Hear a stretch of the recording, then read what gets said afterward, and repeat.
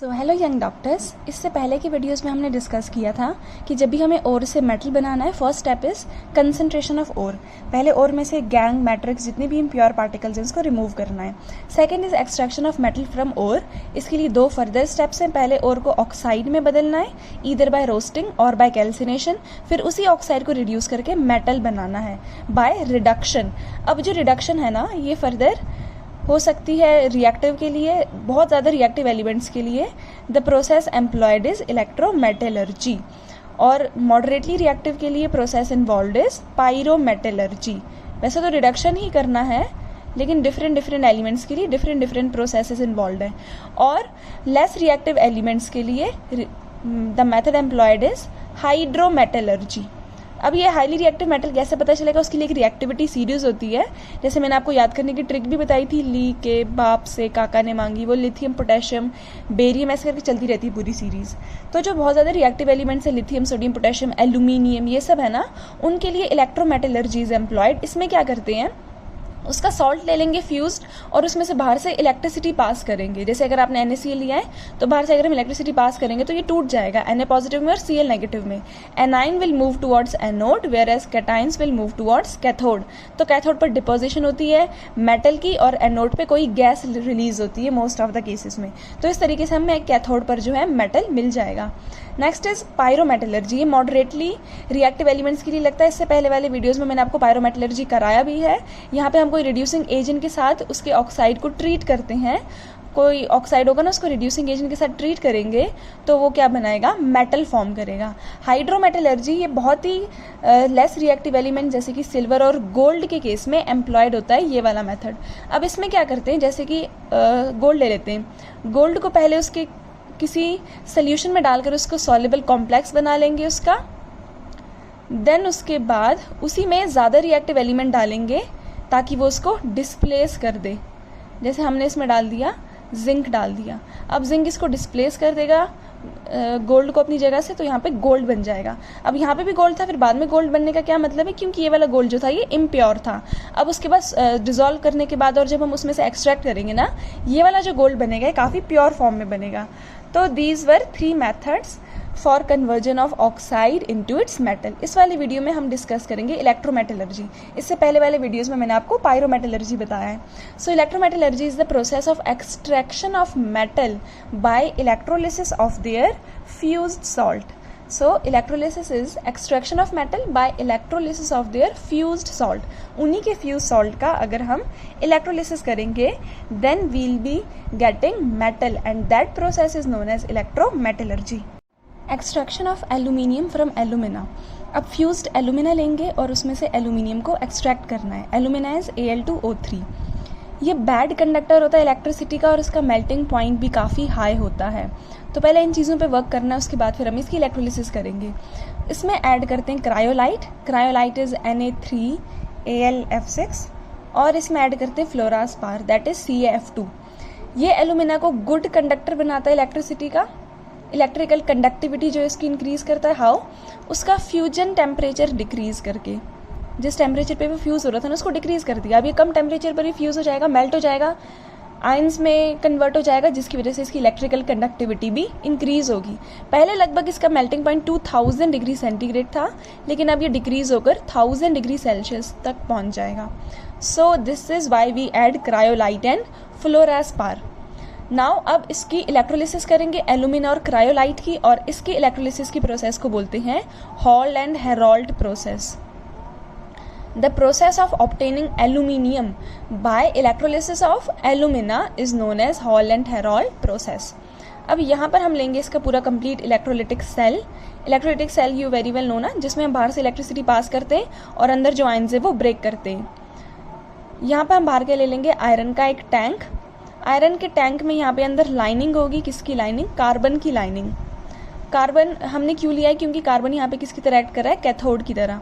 Cathode पर cations जाते हैं, कैथोड पे रिडक्शन होती है हमेशा, इलेक्ट्रोलिटिक सेल में भी, इलेक्ट्रोकेमिकल सेल में भी। और यहाँ पर हम इसका सोल्यूशन ले लेते हैं।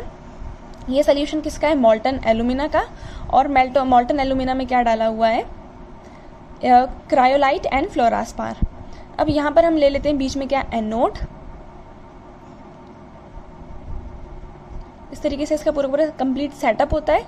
और इसके ऊपर क्या लगा हुआ है यहाँ पे, कॉपर की क्लैंप, और इसको हमने कनेक्ट किया हुआ है पॉजिटिव टर्मिनल के साथ। Positive terminal is what, anode. अगर आपको लग रहा होगा कि एनोड नेगेटिव टर्मिनल है, हाँ होता है इलेक्ट्रोकेमिकल सेल में, ये इलेक्ट्रोलिटिक सेल है। यहाँ पर anode is positive and cathode is the negative terminal. तो यहाँ पे बाहर वाली साइड नेगेटिव टर्मिनल लगा है, अंदर वाली साइड पॉजिटिव टर्मिनल है। इसको भी मैं यहाँ पे बना देती हूँ just to show you that this is connected to the, this is the negative terminal, this is the positive terminal. अब ये यहाँ पे जो ये यूज़ किया है ना, वो जो ये रॉड यूज़ की है, this rod is made up of carbon, और ये क्या है, these are anode because this is connected to positive terminal. और ये वाला क्या था, कैथोड जो था, sorry this is positive terminal, और ये वाला क्या है, नेगेटिव टर्मिनल। यस। अब ये जो क्रायोलाइट हमने लिया था ना, इसके ऊपर जो है यहाँ पर पाउडर्ड कोक भी लेते हैं। इसके ऊपर क्रायोलाइट के ऊपर we have taken powdered coke. Powdered coke क्यों लिया है, कि कहीं ये ऑक्सीडाइज नहीं हो जाए रेडिएशन की वजह से। ऊपर से रेडिएशन पड़ रही है ना, धूप, रोशनी, उसकी वजह से कहीं इसकी हीट लूज नहीं हो जाए और कहीं ऑक्सीडेशन नहीं हो जाए। That is why we are adding powdered coke. अब ये जो है यहाँ पे जो बात है, इसमें टेम्परेचर 1000 केल्विन 1000 डिग्री सेल्सियस तक ही मेंटेन रखा है। Now what are the reactions that are going to take place. सबसे पहले कैथोड पर कौन सी रिएक्शंस होंगी, कैथोड पर क्या मूव करेंगे, कैटाइंस, और यहाँ पे रिडक्शन होगी। कौन से कैटाइंस है, एल्यूमिनियम जब टूटेगा तो ये क्या बनाएगा, Al3 पॉजिटिव मॉल्टन फॉर्म में। This will gain 3 electrons because reduction is gain of electrons, और ये क्या बनाएगा, एल्यूमिनियम लिक्विड फॉर्म में, मॉल्टन फॉर्म में, मेल्ट होगा, ठीक है, यहाँ से मॉल्टन aluminium will be formed. Anode पर 2 आइंस, एनाइंस हैं। कौन कौन से एनाइंस है, एक तो ऑक्साइड है, ऑक्साइड ही है ना, हाँ ऑक्साइड ही है। अब एनोड जो है वो किससे बना है, कार्बन से, तो कार्बन के साथ ये करेगा react and this will form carbon monoxide. This will give out 2 electrons. यहाँ पे 2 थे ना, ये रिड्यूस हो रहा है, 2 इलेक्ट्रॉन्स इन्वॉल्व है, दैट इज वाई 2 इलेक्ट्रॉन्स जो है निकलेंगे। या फिर जो कार्बन है ये 2 ऑक्सीजन के साथ भी कंबाइन करके this will be forming carbon dioxide, and यहाँ पे 4 इलेक्ट्रॉन का लॉस होगा। तो एनोड पे रिडक्शन होगी ऑक्साइड आयन की, और कैथोड ऑक्सीडेशन होगी ऑक्साइड आयंस की, और कैथोड पे रिडक्शन होगी एल्यूमिनियम आयंस की, एंड कैथोड पे क्या बनेगा, एल्यूमिनियम। वेयर एज एनोड पर कौन कौन सी गैसेस रिलीज होंगी, carbon monoxide and carbon dioxide. ये चीज़ मैंने आपको पहले भी बताई थी कि इलेक्ट्रोलिसिस में कैथोड पे जो है डिपोजिशन होता है और एनोड पे जो है गैस की लिबरेशन होती है। तो एल्यूमिनियम मेटल कैथोड पे लिबरेट होगा और वो वहाँ पे मेल्ट कर जाएगा टैंक में, और हैवी होने की वजह से वो नीचे आ जाएगा सिंक में, यहाँ पे सेटल हो जाएगा। यहाँ से हम आउटलेट देकर यहाँ से we can take out molten aluminium. तो इस तरीके से जो एल्यूमिनियम है वो उसको हम एक्सट्रैक्ट करते हैं उसी के सोल्यूशन में से, मॉल्टन एल्यूमिना में से उसका सोल्यूशन लेकर उसके सोल्यूशन में इलेक्ट्रिसिटी पास करके। This method is known as Hall and Heroult process. हर जो 1 किलोग्राम एल्यूमिनियम बनेगा ना, उसके लिए कार्बन एनोड जो है ये क्या हो रहा है, बर्नड अवे हो रहा है, बर्न हो रहा है ना, ठीक है। अगर हम रिएक्शन को बैलेंस कर लें तो अगर इसको बैलेंस फॉर्म में लिखेंगे, यहाँ पे 2 इलेक्ट्रॉन्स है, यहाँ पे कितने इलेक्ट्रॉन्स हैं, 3 इलेक्ट्रॉन्स हैं। तो इसको मल्टीप्लाई कर देते हैं 2 के साथ, इसको मल्टीप्लाई कर देते हैं 3 के साथ। रिएक्शन बैलेंस होकर अगर हम लिखेंगे ना, कार्बन मोनोऑक्साइड अगर बना के लिखेंगे तो 2Al3 पॉजिटिव, 2 3 हाउ मच 6 तो चलो कैंसिल हो जाएगा। 3 oxide ions, 3 carbon ions, this will be forming 2 aluminium ions, 3 carbon monoxide, ठीक है, और इलेक्ट्रॉन कैंसिल हो गए। अगर कार्बन मोनोऑक्साइड की फॉर्मेशन हो रही है ना, सी 2 एल्यूमिनियम बनने के लिए कितने कार्बन चाहिए, 3 moles of carbon is required. तो जो कार्बन होता है ना वो बर्नट अवे होता रहता है, that is why we have to replace carbon anode with time. So हमने डिस्कस किया था इलेक्ट्रोमेटलर्जी, जिसमें मेटल्स की एक्सट्रैक्शन करते हैं उसके सॉल्ट की इलेक्ट्रोलिसिस करके। सॉल्ट की इलेक्ट्रोलिसिस क्यों वेरी वेल नो, जिसमें सॉल्ट को ब्रेक डाउन करना होता है इलेक्ट्रिसिटी को पास करके। इस प्रोसेस में इलेक्ट्रॉन रिड्यूसिंग एजेंट का काम करेंगे, जैसे कि एल्यूमिनियम को एक्सट्रैक्ट करना है फ्रॉम एल्यूमिना, सो एल्यूमिना का क्या करना पड़ेगा, इलेक्ट्रोलिसिस। और एल्यूमिना के साथ हम इसमें ऐड करते हैं, क्योंकि alumina is a bad conductor of electricity, उसमें हम ऐड करेंगे क्रायोलाइट एंड फ्लोरास्पार। वो उसकी इलेक्ट्रिकल कंडक्टिविटी को बढ़ाएगा, उसका फ्यूजन टेम्परेचर मेल्टिंग पॉइंट को कम करेगा। नाउ व्हाट हैपन्स, हम बाहर से इलेक्ट्रिसिटी पास करें ताकि जो सॉल्ट है वो ब्रेक करे, उसकी इलेक्ट्रोलिसिस हो। This kind of cell is an electrolytic cell. यहाँ पर अगर आप देखिए तो यहाँ पर बीच में लिया कार्बन एनोड, ये आयरन टैंक है। यहाँ पर लिया है कार्बन की lining which is acting as cathode. इसके ऊपर पाउडर्ड कोक रखा है, वाई? बिकॉज पाउडर्ड कोक जो होता है ऑक्सीडेशन प्रिवेंट करता है और हीट को भी लूज होने नहीं देता रेडिएशन की वजह से। ऊपर से रेडिएशन पड़ेगी तो कहीं ऑक्सीडेशन नहीं हो जाए और कहीं हीट लूज ना हो जाए, दैट इज वाई। और टेम्परेचर इसका 1000 केल्विन के अराउंड मेंटेन रखते हैं। कैथोड पर जाएंगे कैटाइंस, एनोड पर जाएंगे एनाइंस। कैथोड पे कैटाइंस की रिएक्शन होगी। कैथोड पे क्या होती है? कैथोड पे हो रही है यहाँ पे रिडक्शन, और एनोड पे क्या होती है? Oxidation, loss of electron. Cathode पे gain of electron. Aluminium is getting formed. Anode पे जो ऑक्साइड आयन है ये कार्बन के साथ मिलके carbon monoxide and carbon dioxide gas is liberated at anode, whereas cathode पे क्या बनता है? एल्यूमिनियम। यही एल्यूमिनियम नीचे आएगा और यहाँ हम आउटलेट से एल्यूमिनियम को निकाल सकते हैं, और ये एल्यूमिनियम काफी प्योर होता है, 99.95% तक ये इसकी प्योरिटी होती है। और यहाँ पे क्या है? एनोड। एनोड पर गैस लिबरेट हो रही है, एनोड पे कार्बन इज गेटिंग कंज्यूम्ड, तो इसलिए हमने कार्बन की रॉड को बार बार रिप्लेस करते रहना पड़ता है after a while. Now let us talk about the third type of method, that is hydrometallurgy. Hydrometallurgy very less reactive elements के लिए यूज होता है, जैसे कि कौन कौन से हैं? सिल्वर और गोल्ड। अब इस केस में क्या करते हैं? पहले इन मेटल को इसी के और किसी मतलब सुटेबल रिएजेंट में डिसॉल्व करेंगे।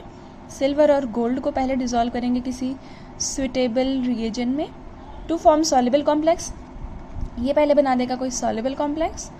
उसके बाद फिर इसी सॉल्युबल कॉम्प्लेक्स में कोई ज़्यादा रिएक्टिव एलिमेंट ऐड करेंगे। इसी सॉल्युबल कॉम्प्लेक्स में we'll add more reactive element. इससे ज़्यादा रिएक्टिव तो बहुत सारे मिल जाएंगे जो कि इसको डिस्प्लेस करेगा। अब उसका अपना सॉल्युबल कॉम्प्लेक्स बन जाएगा क्योंकि उसने इसको अपनी जगह से क्या कर दिया? डिस्प्लेस कर दिया।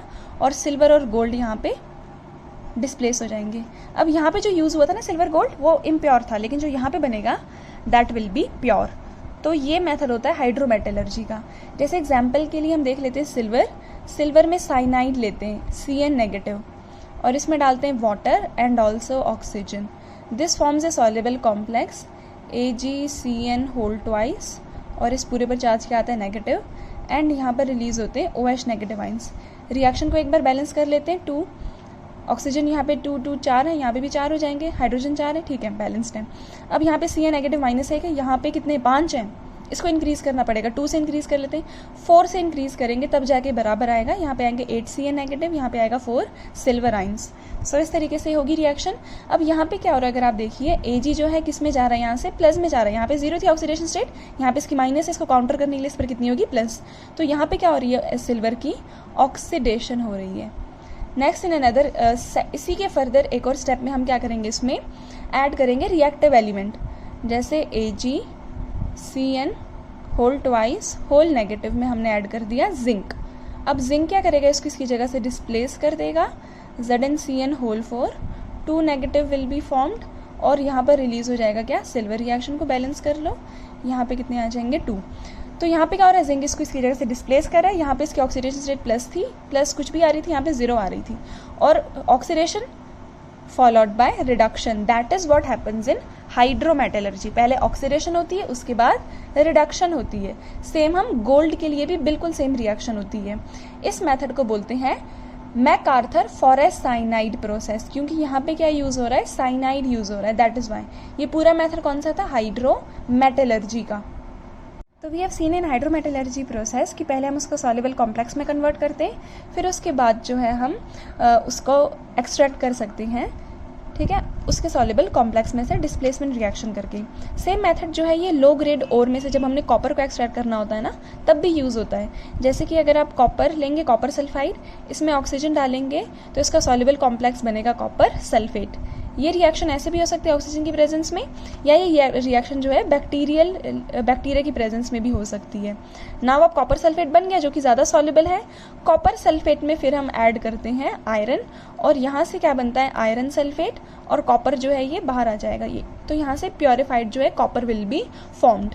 अब यहाँ पर हम इसमें हाइड्रोजन भी डाल सकते थे Cu2 पॉजिटिव आयंस में, उस केस में भी क्या होता, हाइड्रोजन जो है इसको रिप्लेस कर देता। हाइड्रोजन गैस की फॉर्म में अगर हम लेंगे तो ये क्या बना देगा, कॉपर, और यहाँ पे क्या रिलीज हो जाएगा H2SO4। तो इस तरीके से हमारे पास क्या बनता है, कॉपर बनता है फ्रॉम लो ग्रेड ओर। तो ये वाली प्रोसेस भी कौन सी है, हाइड्रोमेटलर्जी। नेक्स्ट जो मेथड है जो बहुत कम रिएक्टिव एलिमेंट्स के लिए यूज होता है, that is hydrometallurgy. So process of extraction of metal, पहले ओर को डिसॉल्व करेंगे सुटेबल रिएजेंट में, देन उसकी डिस्प्लेसमेंट करेंगे by more reactive electropositive element. तो पहले जो हमने लिया था ये क्रूड मेटल था, और जो लास्ट में मेटल बनता है ये मेटल काफ़ी प्योर होता है। जैसे कि सिल्वर और गोल्ड के लिए यूज़ करते हैं, इस प्रोसेस को बोलते हैं मैकार्थर फॉरेस्ट साइनाइड प्रोसेस। तो हमने पहले इसको साइनाइड में डिसॉल्व करना है, डिसॉल्व कर लिया, ये सॉल्युबल कॉम्प्लेक्स बना दिया इसने। देन हमने इसमें जिंक डाल दिया which is more reactive, zinc इसको डिस्प्लेस करेगा and pure silver and gold are formed. This process is known as hydrometallurgy. और कॉपर की भी अगर लो ग्रेड कॉपर ओर से एक्सट्रैक्शन करनी है then also hydrometallurgy is used. पहले कॉपर सल्फाइड को डिसॉल्व करेंगे, कॉपर सल्फेट बनाएंगे सोल्यूशन, देन कॉपर सल्फेट में आयरन डालेंगे या हाइड्रोजन डालेंगे, इसकी डिस्प्लेसमेंट होगी, ओनली कॉपर इज फॉर्म्ड। यहाँ पे जो कॉपर था ना ये मतलब हमने इसमें या तो ऑक्सीजन डाल दिया, एसिड के थ्रू भी ऑक्सीजन इसमें आ सकता है, या फिर इसमें बैक्टीरिया के थ्रू भी इसकी ऑक्सीडेशन पॉसिबल है, तब यहाँ पे कॉपर सल्फेट बनता है। और जो यहाँ पे बनेगा ना लास्ट में, this copper is very much pure.